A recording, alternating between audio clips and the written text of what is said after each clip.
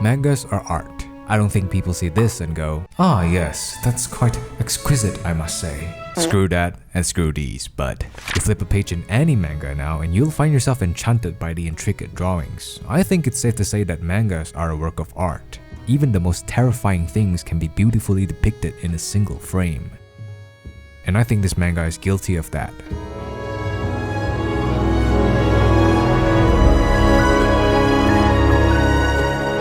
Innocent is a manga set in the 18th century in France, a time where the rich rule over the poor and the women stay in the kitchen. What? It was canon!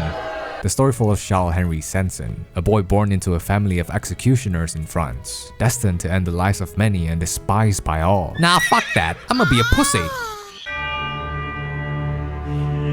There shan't be any wimps among the Sansons.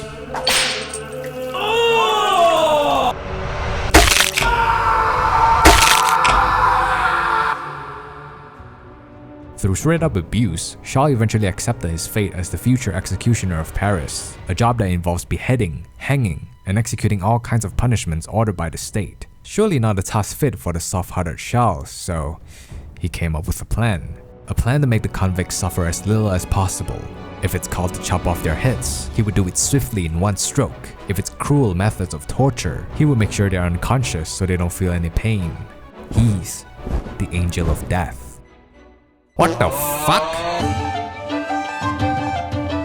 If a French person comes up to me and says bonjour, I can probably say "Ferme ta gueule" because I know more French history than he does. Everything in this manga is loosely based on what actually happened before and during the French Revolution. We have the real executioner of Paris, the real king of France, the real queen. Shinichi Sakamoto went from drawing a psychopath climbing a mountain to 18th century French fanboys. What?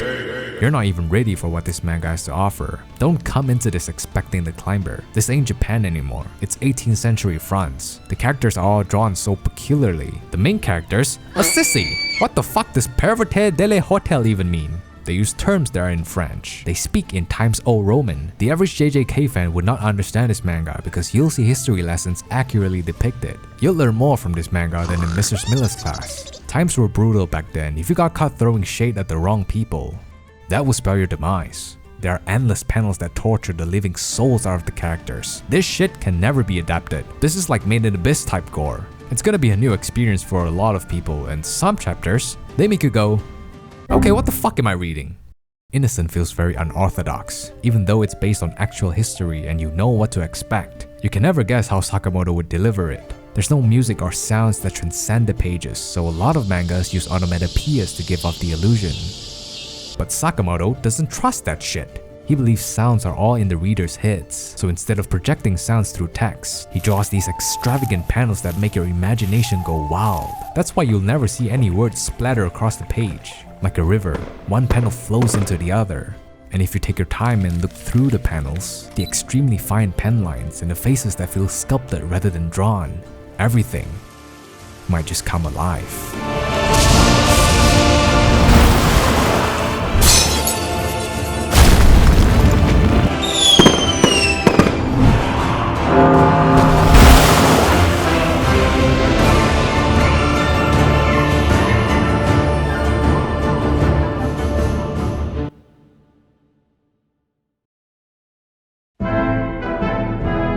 I have a profound admiration for people who fully commit to new experiences. Like if I was Sakamoto, I'd draw more mountains. I've only read 2 of Shinichi Sakamoto's works, but I can tell this man doesn't mess around with what he's doing. If he plans to make a story set in 18th century France, you bet he's got a time machine to go back and draw everything exactly as it was. The architecture, the portraits, the fashion, the clothing detail alone is enough to tell you how deep the reference work was. Sakamoto and his team wore actual French costumes to accurately depict them in the manga. Don't flip to the next page just yet because one panel could have so many different things going on. There are tons of different locks around the world. You have the screw lock, the mortise lock, the ones with combinations, and then there's those large German locks. You're gonna need a key that's big enough to fit right in and crack those locks open. I just made a sex analogy. This guy is so creative in explaining things. I can't keep up with the analogies and symbolism that fills this manga. The protagonist is a soft-hearted executioner who just wants to get things done without the pain and suffering, and so by aiming for the caput femoris, the largest weak point of the musculoskeletal system, the horses would utilize the principles of leverage to cause the femoral head to snap and break off, thus releasing the convict from the second more of torment and anguish. What the fuck have you been researching, Shinichi? Innocent is a two-part manga. The first part was more internal and psychological. We see more of the character's inner struggles. It's very introspective. But in Rogue, the story shifts to a more theatrical approach. Things are not internal anymore. You see the character's feelings on full display. It's giving. And thus, a new protagonist comes into play.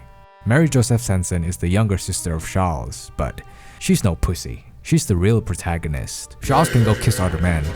Heart as cold as ice. Unlike her older brother, Mary has the talent of being an executioner and fully embraces her family tradition. But if you're keeping up, Mary's not supposed to do all that. Cooking, mating, and giving birth. That's what was expected of women back in the days. They were nothing but tools for wealth and alliances, and the manga does not hold back in showing how they were treated. That's why Mary Joseph Sanson is the most badass bitch in the entire manga. She's a misandrist. I just learned that word 3 seconds ago.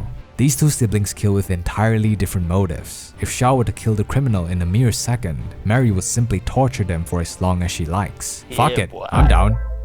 Should these two Sansons be the last thing you see in your final moments, just know that you're witnessing the most beautiful portrayal of death.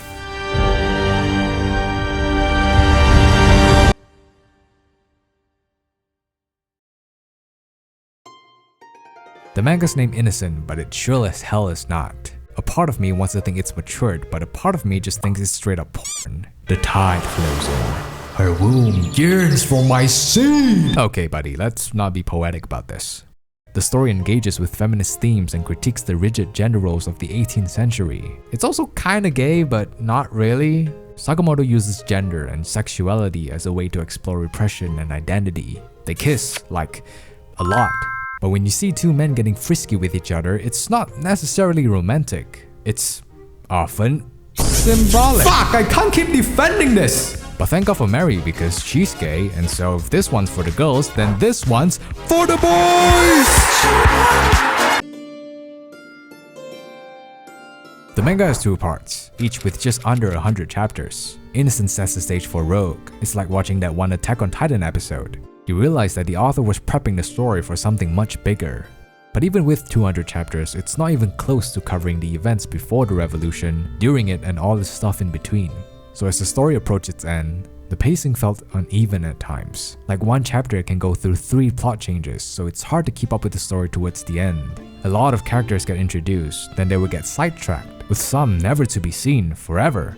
In some ways, I think Innocent was a bit too ambitious. They tried to deliver so many things in such a short time. Unlike The Climber, Innocent tries to focus on too many characters at once. There's like 10,000 Maries. We have French Epstein, Mozart, Newton, Napoleon, Da Vinci?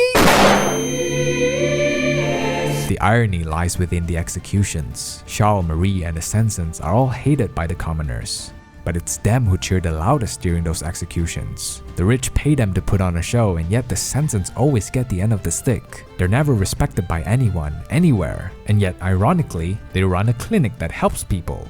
I think Sakamoto was making a mockery of the people, exposing the taciturn ways the people lived under the king. You witness the unfair social hierarchy among the people and what our characters do to overturn the entire nation.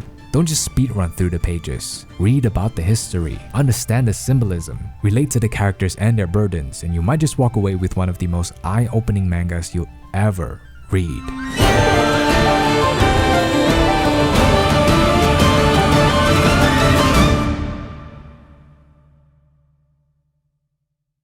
Hi, if you're seeing this, that means YouTube's finally got off my ass. Oh my god!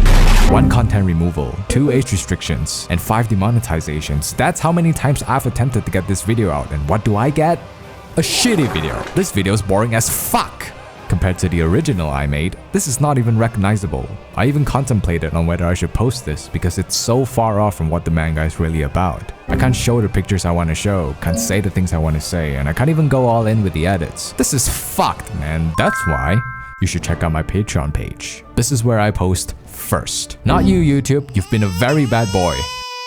In a time where everything's considered sensitive, I simply can't post a video that is true to its values without crossing a few lines, and YouTube punishes their creators for that. So if you genuinely enjoy my content and want to see the best versions of it, I highly recommend you to join my Patreon. No restrictions, no bullshit. For as little as $3, you'll see every one of my videos in its purest form. $5? Now you got yourself a name at the end. Think about it.